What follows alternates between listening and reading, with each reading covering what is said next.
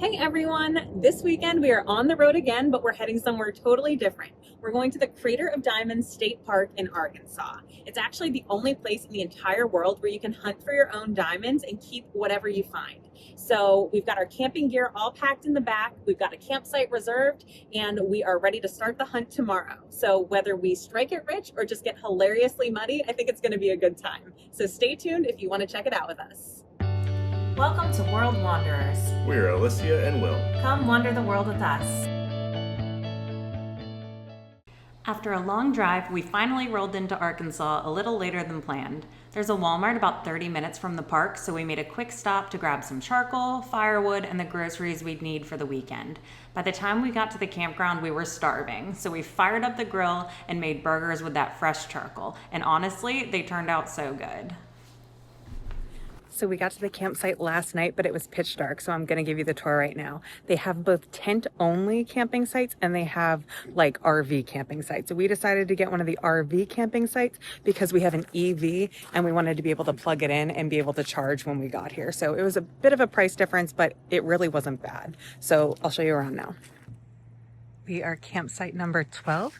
You can see they had a sign here saying it was reserved for us because the office closes pretty early and you just check in the next morning.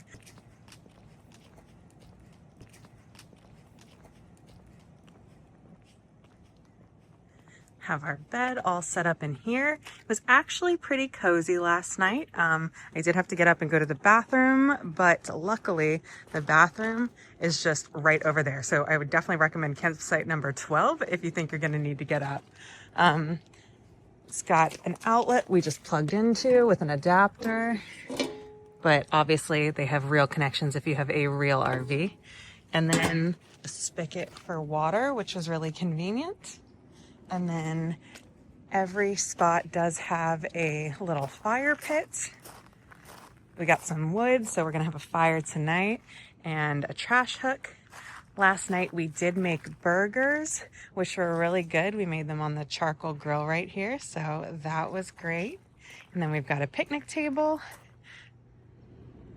And if you're camping, each site actually has a tent pad as well. So we could have put it right there. And then let me walk over and give you a tour of the bathhouse. We've got a nice water bottle refilling station and water fountain, as well as I was super jazzed to see that they have like private restrooms as well. So you can go in if you have more than one person, which was really nice. Pretty simple, but super clean for a campground. I was pretty impressed.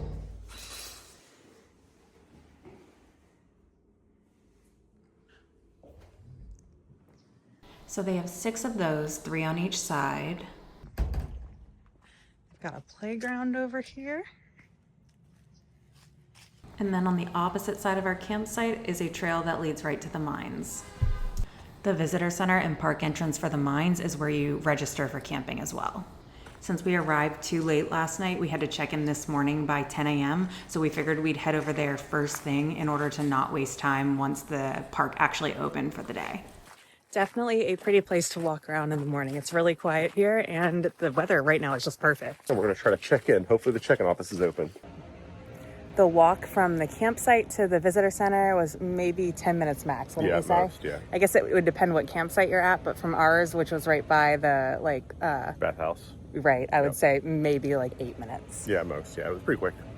Okay, so we showed up. It's $15 for each adult to come into the diamond mine. That gets you in and out all day until 4 p.m. And then we brought nothing other than gloves, so we rented the basic kit.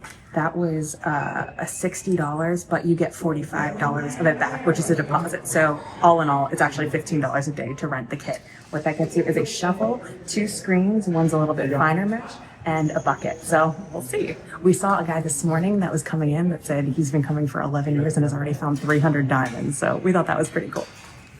After we rented our tools, we decided to stick around for the Daybreak Diamond Tour, which starts about 30 minutes after the park opens. It's a quick, informative talk led by a park ranger, and it's definitely worth catching if you're there early. We had about 15 minutes to spare, so we wandered around the visitor center for a bit. There's a display case showing all the different rocks and gemstones you might find out in the field, and it's super helpful to see what you're actually looking for. They also have a binder of recent significant diamond finds, the latest one of which was in August of this year. If you happen to arrive when there isn't a tour going on, the visitor center still has tons of great resources. There are exhibits explaining the different sifting methods, both wet and dry, plus videos playing on a continuous loop that walk you through the history of the park and how to get started. Once we finished exploring inside, we headed out towards the search area to meet our guide for the tour.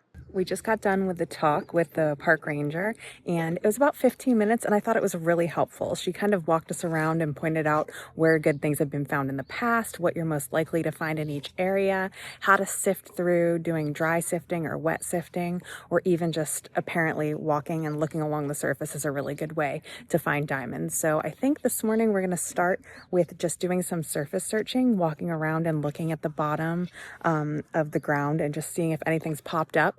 It's rained recently here, so apparently that's a really easy way to find stuff, or a really popular way to find stuff, is because the rain kind of brings all the diamonds and different rock types up to the surface. So I think we're going to try that. But she did say that there was tons of things found here other than diamonds, different gemstones, amethysts, jasper. So we're going to look around and see what we see. Surface searching is by far the easiest way to start, and honestly, it's how we ended up finding our largest and most intact rocks of the entire day. It kind of feels like a slow motion Easter egg hunt, so you're just strolling along, scanning the ground, waiting for something to catch your eye. But because it had rained the day before, the ground was super soft and we were sinking into the mud with every step. But even that didn't take away from the experience. It actually made the hunt feel a little more adventurous. So they plow these fields every so often, and then when it rains, the water washes through these troughs, and then some of the diamonds will like kind of come to the surface. So we're doing some surface searching, just looking through here. But there's a little bit of dew all over the ground from it being morning. So to me, everything's glittering, and I think I see a diamond every 5 seconds, and I don't. Okay, now we're gonna try for some wet sifting. You're supposed to find kind of a gravelly, rocky area and then put it all in the bucket. And then we're gonna take the buckets over to the washing stations where we can sift it with the screens and the water and see what we find. Once our bucket was full, we headed over to one of the 2 wet sifting stations. The process is pretty simple. You take a scoop of dirt from your bucket and spread it out on either the small or large screen. Then you dip the screen into the water and shake it back and forth until all the loose dirt washes away. After that, you bring the screen over to a table, flip it over, and then start carefully inspecting what's left behind. That's where you sort through the rocks to see if anything interesting stands out. You're mainly looking for anything that has a clean, glassy shine or sharp edges. Diamonds don't look like traditional gemstones when they come out of the ground. It also helps to bring a pocket knife or a pair of tweezers so you can gently separate the smaller pieces without missing something good. And then you just keep repeating the process over and over and over until your bucket's empty. They give you these little bags, and then at the end of the day, you can take them into the park ranger and they'll go through them and see if you've got anything good. I'm not sure we do yet. But we held on to anything that looked even remotely interesting just in case. After a few hours of searching, we finally decided to call it a day. Before heading back to the visitor center, we stopped at the wash station, which is basically a lifesaver. We rinsed off all of our tools and hosed down our boots so that we wouldn't track mud everywhere. Honestly, after using the station, I would have felt clean enough to get back in a vehicle if I was driving home that day, so just keep that in mind, weather permitting. From there, we took our little pile of treasures to go get checked. The park employee was so sweet and acted genuinely excited for us as she went through everything we found, even though none of them were diamonds. Shocking, I know. So this is all calcite. All calcite, some calcium deposits, and then these are going to be jasper. And this one, let me make sure. Yeah, so some more calcite. So we didn't find anything super special, but I still think it was worth coming. Found a lot of calcite and jasper, and that was still fun. Yeah, it was. But we want to leave you with a few tips just so if you come, you're prepared. The first thing is we definitely did it right by trying to get there right at opening. As the day went on, it definitely got more crowded. Yep, and if you're coming for multiple days or if you're going to put some serious effort in, you might want to bring your own equipment. Right. For one day, we thought it was not worth the hassle of bringing it for $15 for that little beginner's package that they offered. That was convenient. But if you're coming for multiple days, you could definitely do better by just bringing your own price-wise. Yeah, like we've seen people that were doing this for years. Like one guy was doing it for like 11 years and has found 300 diamonds. And he has his own like, full shovel and pick and like every kind of piece of equipment you can imagine that he has with him and ready to go. Right, but really any kind of bucket, shovel, and then sifting tool would be all that you really need to just do it from an amateur perspective. And then also, we would recommend doing that tour at the beginning of the day. I thought it was pretty cool to hear the history of the place, and our guide kind of pointed out some good places where it was good to look.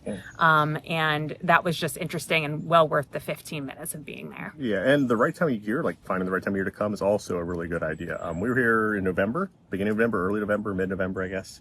And it's perfect weather for it. It's not too hot or too cold, but like in the middle of winter, when the sifting trays are frozen, or in the middle of summer when it's 95 degrees out, I don't know that I'd want to be out there doing this. No, there was no shade at all, so I can't imagine how excruciating it would be doing that all day in the summer. So definitely pick the right time of year.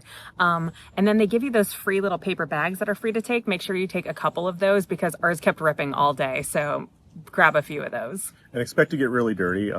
For us, like it had rained in the previous few days, so like it was extra muddy. But you're always going to get dirty, and if the field's wet, like you're just going to get covered in dirt and mud that sticks to your boots and your shoes and whatever else. Be ready for that. Right. I'd recommend wearing boots over sneakers for sure because they were easier to hose off at the end of the day. And then also, I would recommend bringing some headphones if you plan on spending the whole day there. Listening to music or something with headphones or a speaker was a really popular idea, and I was kind of jealous we didn't have any.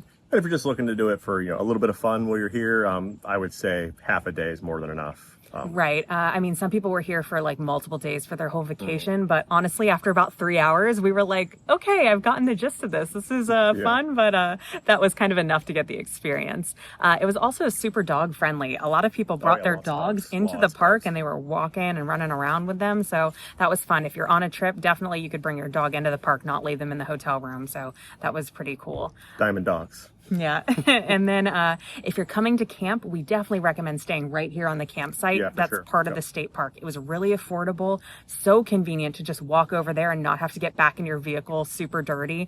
And it was a short walk away. So the bathhouse, 5 to 10 minutes at most. The bathhouse is like right here, like, for showers and toilet. and it's really nice and convenient. So even if you were tent camping, we would absolutely recommend doing this again over staying in a hotel. So that was really good. And if you are coming in an EV, they do have both the 220 volt and 120 volt hookups for your vehicles.